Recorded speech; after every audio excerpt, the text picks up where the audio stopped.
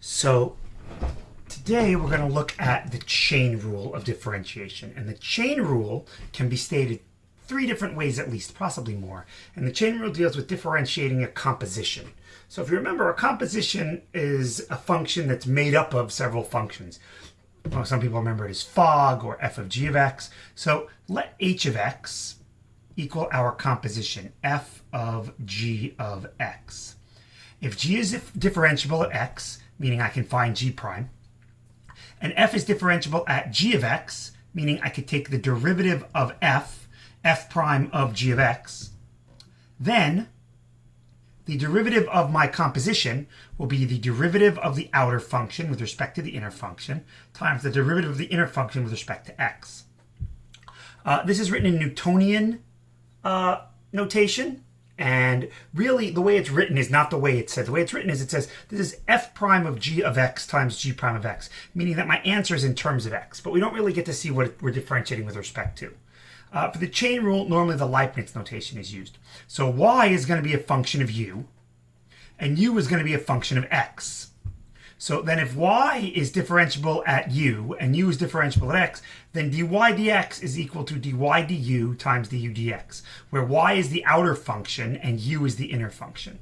And then just in words, we say let h of x be a composition of functions such that the outer function is differentiable with respect to the inner function, and the inner function is differentiable with respect to x. Then h prime of x is the derivative of the outer function with respect to the inner function times the derivative of the inner function with respect to x. So some examples might suffice. So here, notice we have an inner function, it's a quadratic, and our outer function is this power to the eighth. So one way to look at this is to say, okay, let's let this inner function be u, 5x squared plus 3x minus 1. Then this, my y, f of x is really my y, can be written as u to the eighth. And then dy dx will be dy du times du dx. So what is dy du? Well, dy du, this is y, would just be 8u to the 7th. 8u to the 7th. And then du dx, this is my u. So if I differentiate both sides with respect to x, I get 10x plus 3. So this would be times 10x plus 3. And now since I want my final answer in terms of u, this becomes 8 times 5x squared plus 3x minus 1, because that's my u to the 7th, times 10x plus 3. Now, this is one way to look at it, but the reality is the way this is done tends to be a lot more intuitive when you do enough of them. So really, if I were to look at this problem here and we were to say, okay, f of x is equal to 5x squared plus 3x minus 1 to the 8th. We ask, what is the outer function? It's to the 8th. It's blah to the 8th. It's a bunch of just blah, just whatever. It's blah to the 8th. Well, the derivative of blah to the 8th is 8 times blah to the 7th. And then I have to differentiate the blah with respect to x. And notice I get the same exact answer, but I don't have to take the time to actually do the substituting in with the u's and whatnot. So I like to think of it as just, it's the derivative of the outer with respect to the inner. In other words, this is blah to the 8th with respect to blah. So the derivative of x to the 8th with respect to x is 8x to the 7th. The derivative of blah to the 8th is 8 times blah to the 7th. And then we differentiate the blah. So let's do another one here. And note that this is the same thing as 3x to the 5th minus 8x to the 4th plus 7x to the 1/2. So when I differentiate, the outer function is the to the 1/2. So I differentiate blah to the 1/2, and I get 1/2 blah to the negative 1/2. And now I differentiate the blah. And when I differentiate the blah, I get 15x to the 4th minus 32x to the 3rd plus 7. And that's it. We could simplify, but obviously we're not going to unless we absolutely have to. A few more examples just to really drive this point home. Here I have f of x is the sine of something. Well, the outer function is the sine. So this is the sine of blah. So the derivative of the sine of blah is the cosine of blah times the derivative of blah, which again is just power rules. 25x to the 4th minus 16x. Here, this looks like it has to be a quotient rule. And it could be, but I could also rewrite this function as a composition where the outer function is the power of -1. So then the derivative of this thing will be blah to the -1. Well, the derivative of that is negative blah to the -2 times the derivative of the inner function. And the derivative of the inner function is 21x squared plus 4x minus 5. We can use the chain rule more than once. You can think of it like unwrapping a present or opening up a box and inside is another box. So here we have sine squared of 3x to the 5th minus 8x plus 1. And if you remember, this notation means the sine of this thing, the whole thing, squared. Okay, so let's go through the process. So the outer function is this squared. So the derivative of blah squared is 2 times blah to the 1. Okay, so I took care of the squared. Now what is the inner function?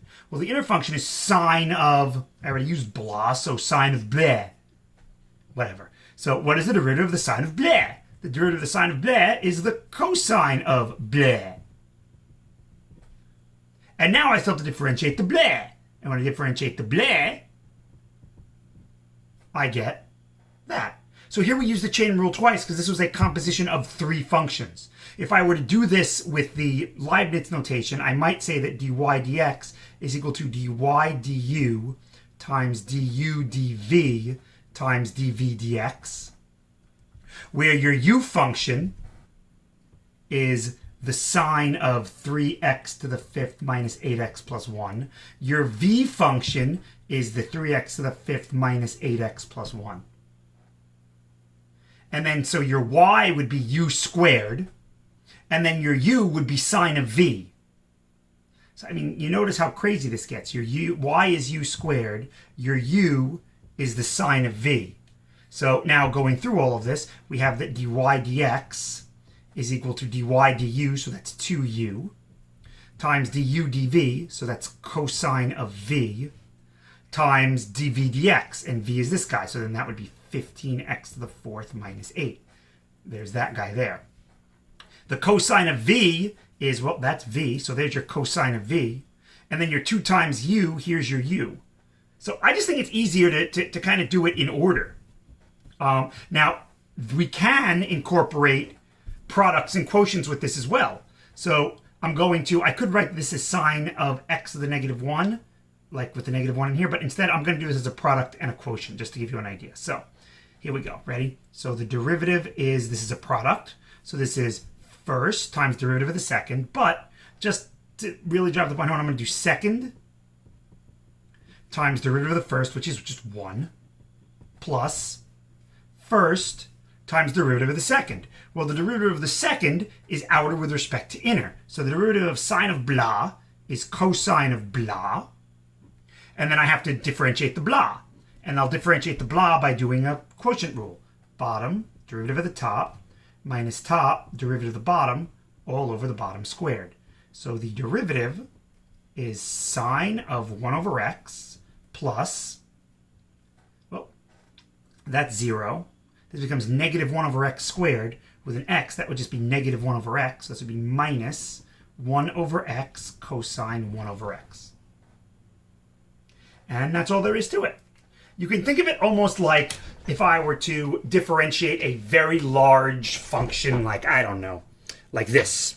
So first we have to differentiate the outer with respect to the inner. So the outer with respect to the inner would be kind of differentiating, you know, the fact that this is a giant Cetron seal of approval. So we differentiate the giant Cetron seal of approval, and we get a smaller Cetron seal of approval.